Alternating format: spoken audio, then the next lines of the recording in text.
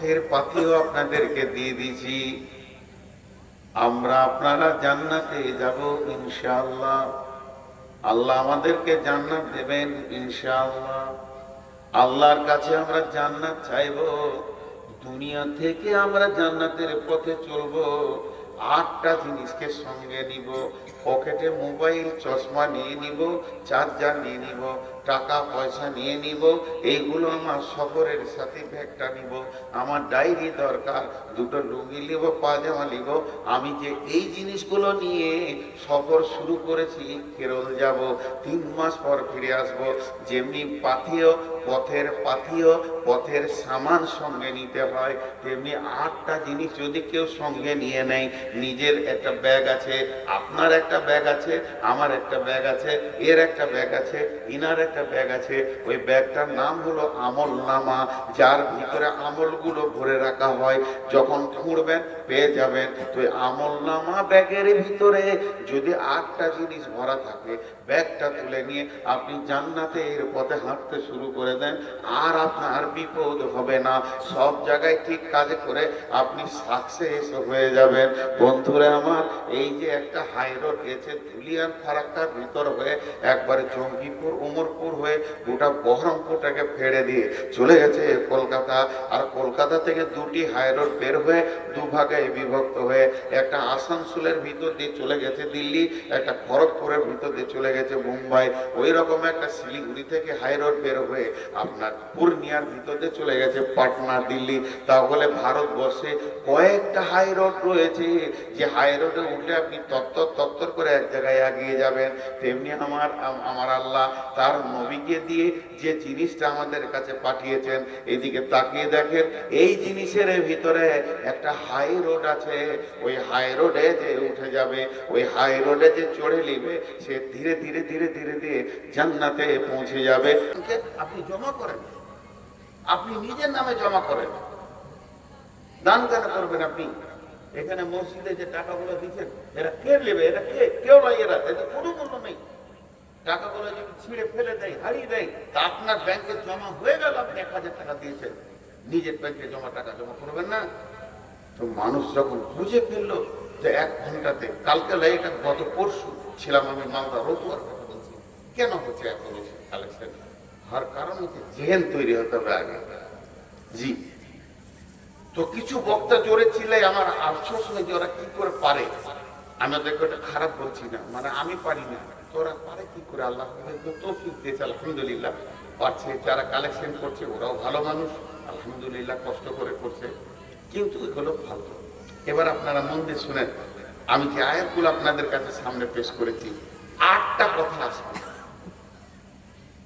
8টা পথের পাথিও আপনাদেরকে দিয়ে দিয়েছি। আমরা আপনারা জান্নাতে যাব ইনশাআল্লাহ। আল্লাহ আমাদেরকে জান্নাত দেবেন ইনশাআল্লাহ। আল্লাহর কাছে আমরা জান্নাত চাইবো। দুনিয়া থেকে আমরা জান্নাতের পথে চলবো। 8টা জিনিসকে সঙ্গে নিব। পকেটে মোবাইল, চশমা নিয়ে নিব, চার্জার নিয়ে নিব, টাকা পয়সা নিয়ে নিব। এইগুলো আমার সফরের সাথে ব্যাগটা নিব। আমার ডায়েরি দরকার, 2টো লুঙ্গি নিব, পাজামা নিব। আমি যে এই জিনিসগুলো নিয়ে সফর শুরু করেছি, কেরল যাব, 3 মাস পর ফিরে আসব। যেমনি পাথিও, পথের পাথিও, পথের সামান সঙ্গে নিতে হয়, তেমনি 8টা জিনিস যদি কেউ সঙ্গে নিয়ে নেয়। নিজের একটা ব্যাগ আছে, আপনার একটা ব্যাগ আছে, আমার একটা ব্যাগ আছে, এর একটা ব্যাগ আছে, ইনার একটা ব্যাগ আছে। ওই ব্যাগটার নাম হলো আমল নামা, যার ভিতরে আমলগুলো ভরে রাখা হয়। যখন খুঁড়বেন পেয়ে যাবেন। তো আমল নামা ব্যাগের ভিতরে যদি 8টা জিনিস ভরা থাকে, ব্যাগটা তুলে নিয়ে আপনি জান্নাতের পথে হাঁটতে শুরু করে দেন, আর আপনার বিপদ হবে না। সব জায়গায় ঠিক কাজে করে আপনি সাকসেস হয়ে যাবেন। বন্ধুরা আমার, এই যে একটা হাই রোড গেছে ধুলিয়ান ফারাক্কার ভিতর হয়ে, একবারে জঙ্গিপুর, উমরপুর বহরমপুর হয়ে গোটা বহরমপুরটাকে ফেড়ে দিয়ে চলে গেছে কলকাতা। আর কলকাতা থেকে দুটি হাই রোড বের হয়ে দুভাগে বিভক্ত হয়ে একটা আসানসোলের ভিতর দিয়ে চলে গেছে দিল্লি, একটা খড়গপুরের ভিতর দিয়ে চলে গেছে মুম্বাই, ওই রকম একটা শিলিগুড়ি থেকে হাই রোড বের হয়ে আপনার পূর্ণিয়ার ভিতর দিয়ে চলে গেছে পাটনা দিল্লি। তাহলে ভারতবর্ষে কয়েকটা হাই রোড রয়েছে, যে হাই রোডে উঠে আপনি তত্তর করে এক জায়গায় এগিয়ে যাবেন। তেমনি আমার আল্লাহ তার নবীকে দিয়ে যে জিনিসটা আমাদের কাছে পাঠিয়েছেন, এদিকে তাকিয়ে দেখেন, এই জিনিসের ভিতরে একটা হাই রোড আছে। ওই হাই রোডে যে উঠে যাবে, ওই হাই রোডে যে চড়ে নিবে, সে ধীরে ধীরে ধীরে ধীরে ধীরে জান্নাতে পৌঁছে যাবে। ওই রোডটা পৃথিবীর কোনো জায়গায় পাবেন না, কোরআনের ভিতরে রয়েছে। আল্লাহ রসুল বলে গেলেন, তোমাদেরকে দুটি জিনিস দিয়ে গেলাম, একটা হলো কিতাব আল্লাহ, একটা সুন্নতে রসুলি। তারাক্তু ফিকুম আমরাইনি লান তাজিল্লুহু মা তামাসসাকতুম বিহিমা। তোমাদেরকে আমি দুটা জিনিস দিয়ে গেলাম, ওই দুটিকে ধরে থাকবে, তুমি কোনোদিন গোমরাহ হবে না, তোমার পা পিছলে যাবে না, তুমি লাইন থেকে সরে যাবে না।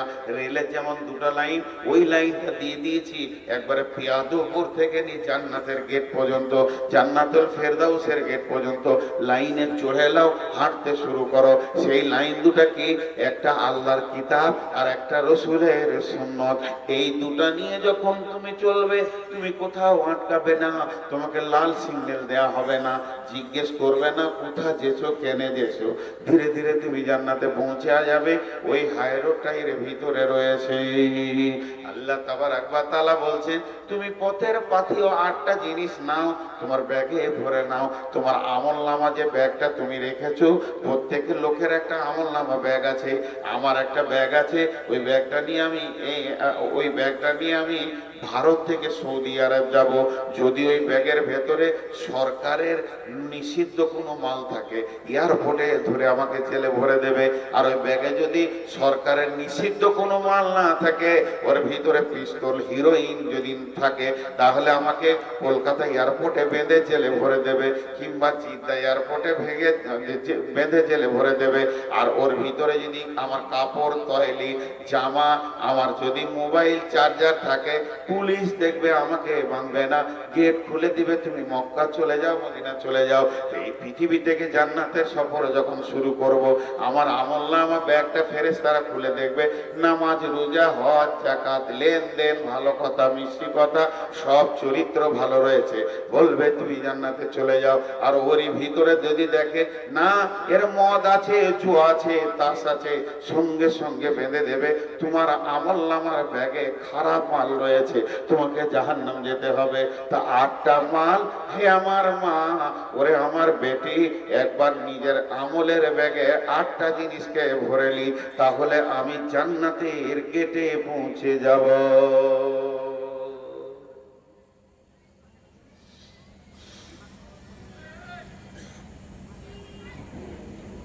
সে 8টা কি আমি আপনাদেরকে গুনিয়ে দিচ্ছি এক এক করে। যালিকাল কিতাবু লা রাইবা ফীহি, যালিকাল কিতাবু লা রাইবা ফীহি। 1 নম্বরে তুমি এই কিতাবটার উপরে সন্দেহ করিও না। 1 নম্বর, এই কিতাবের উপরে কোনো সন্দেহ চলবে না। কিতাবটা 100-তে 100 সত্য কথা। আল্লাহ তাবারাক ওয়া তাআলা বলেছেন, ওয়া ইন কুনতুম ফি রাইবিন মিম্মা নাযালনা আলা আবদিনা ফাতু বিসূরাতিন মিন মিসলিহি। পৃথিবীর মানুষরে, ওয়াদউ শুহাদাআকুম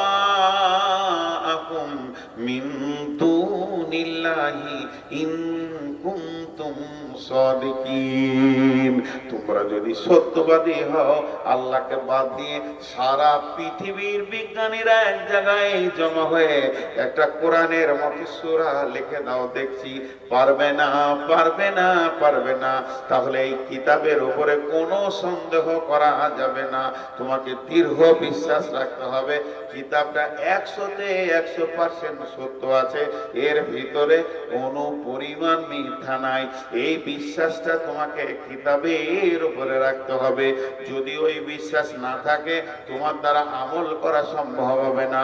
যেটা তুমি সন্দেহ করবে, ওইটার উপরে আমল করতে পারবে না। উঠিস কেন ভাই? এত সুন্দর কথা তোদের দিল কি মানছে না? অবশ্য পাহাড় এলাকার লোক তো কাজ থাকতে পারে, সারাদিনের পরিশ্রমের পর খানিক শুনেছে আবার যাবে, শুবে কালকে যেতে হতে পারে। আমারও বলা ঠিক হয়েছে, কিতাবটার উপরে তোমাকে বিশ্বাস রাখতে হবে, নাহলে তুমি হেদায়েতটা পাবে কি করে? তারপরে বলছেন হুদাল্লিল মুত্তাকিন, ওই রোডে চাপে যারা তারা মুত্তাকি। তোমাকে আল্লাহ ভীরু হতে হবে। 2 নম্বরে কিতাবের উপরে বিশ্বাসের পরে পরে তোমাকে মুত্তাকি হতে হবে।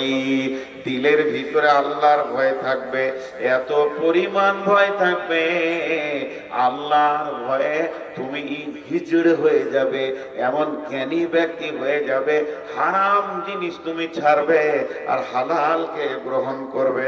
আল্লাহর ভয় কাকে বলে? তাকওয়া অবলম্বন কাকে বলে? যে ব্যক্তিটা হারাম থেকে হালালে চলে এলো, ওর মতো আল্লাহ ভীতু কেউ নাই।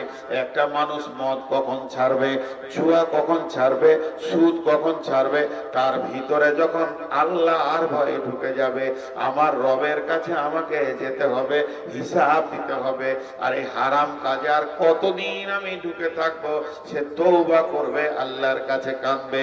এই খোদা ভীরুরা, আল্লাহ ভীরুরা, আল্লাহকে ভয় করে। আল্লাহ তাবারাক ওয়া তাআলা বলছেন হুদাল্লিল মুত্তাকিন, তোমাকে মুত্তাকি হতে হবে, আল্লাহ ভীরু হতে হবে, তবেই তুমি হেদায়েত পাবে, তবেই তুমি জান্নাতের রাস্তা পাবে। আল্লাহ ভীরু হতে হবে। 1 নম্বরে কিতাবটা বিশ্বাস করতে হবে, 2 নম্বরে আল্লাহ ভীরু হতে হবে। আল্লাহ ভীরু হলে কি হয়? হযরত উমর নিজের ঘরে বসে আছে, সুবহানাল্লাহ, আমাদের গায়ে চলছে, আরে আমাকে নিয়ে আবার সাথ। আমাদের গায়ে একটা কথা বলছে, শুনেন। হযরত উমর এমনি করে লিখছে, একা রাতে বসে বসে লিখছে, হিসাব করছে, কত খরচা হলো, কত আছে, আর কত টাকা বাকি আছে, কত খরচা গেল, এই মিললো, এটা মিলছে না, এটা কেন হলো, হিসাব করছে। আর ওনার সামনে একটা প্রদীপ চলছে। আগেকার যুগে বলতেন আপনাদের এলাকার লোক চেড়া, সেই চেড়া চলছে, ভালো ভাষা হলো প্রদীপ, দীপ দীপ দীপ দীপ করে চলছে। ওর হিসাব চলছে। এমন সময় একজন এসে বলছে, আসসালামু আলাইকুম। ওয়ালাইকুম সালাম। কে ভাই? আমি বহু দূর থেকে এসেছি। কি দরকার? তুমি কি কাজে এসেছো? সরকারি রাষ্ট্রীয় কোনো কাজ? না, ব্যক্তিগত আপনার সঙ্গে আলাপ করবো, দুটো কথাবার্তা বলবো, ওই লেগে এসেছি। সরকারি কোনো কাজ নিয়ে আসেনি, তাই আপনার কাছে এলাম, একটা সময় পেয়েছি, দিকে এলাম, তারপর দেখা করিলে আমিরুল মুমিনিনকে দুটো কথাবার্তা বলিয়ে লেগে এলাম। আমিরুল মুমিনিনকে যখনই বললে যে আমি নিজের ব্যক্তিগত কাজে দেখা করতেছি, উনি তখন কি করলেন? চেরাগটাকে নিভিয়ে দিলেন। আধার ফুলফুটি হয়ে গেল।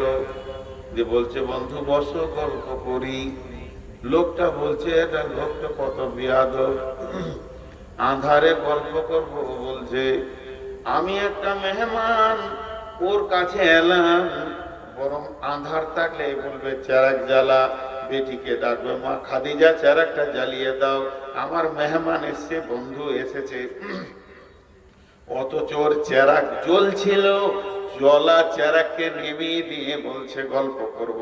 এটা কেমন লোক, এ তো বেয়াদব লোক। তখন ও মনে মনে বিষিয়ে যেছে, এই লোকের সঙ্গে কি করে গল্প করব। লোক তো বলছে দামি মানুষ, উমারের মতো দামি মানুষ নাই, খুব ইনসাফ মানুষ, কিন্তু লোকটার ভিতরে ভদ্রতা খুঁজে পেছি না। তা থাকতে না পেরে ওর মুখটা গুলগুল গুলগুল করছিল, থাকতে না পেরে বলে দিল, আমিরুল মুমিনিন খলিফাতুল মুসলিমিন, আমি কষ্ট পেয়ে গেলাম, আপনি আধার কেন করে দিলেন? আধারে কি গল্প করা যায়? আপনার সঙ্গে মোলাকাতে এলাম। আর চেয়ারটাকে নিভিয়ে দিলেন। আমিরুল মুমিনিন সঙ্গে সঙ্গে বলছেন, ভাই রে, আমি আল্লাহর ভয়ে চেরাগটাকে নেমেছি। জানো কেন নেমেছি? তোমাকে প্রথমেই জিজ্ঞেস করলাম তুমি কি কাজে এসেছো? ব্যক্তিগত কাজ না, সরকারি রাষ্ট্রীয় কাজ, দেশের কাজ। তুমি বললে আমি ব্যক্তিগত কাজে এসেছি, তাই আমি চেরাগটা নেমিয়ে দিলাম। আমি যে লেখালেখি করছিলাম, খাতাতে যে হিসাবটা করছিলাম, ওইটা সরকারি হিসাব করছিলাম। কত আয় ব্যয়, বাইতুল মালে মালের কি অবস্থা রয়েছে এটা দেখছিলাম।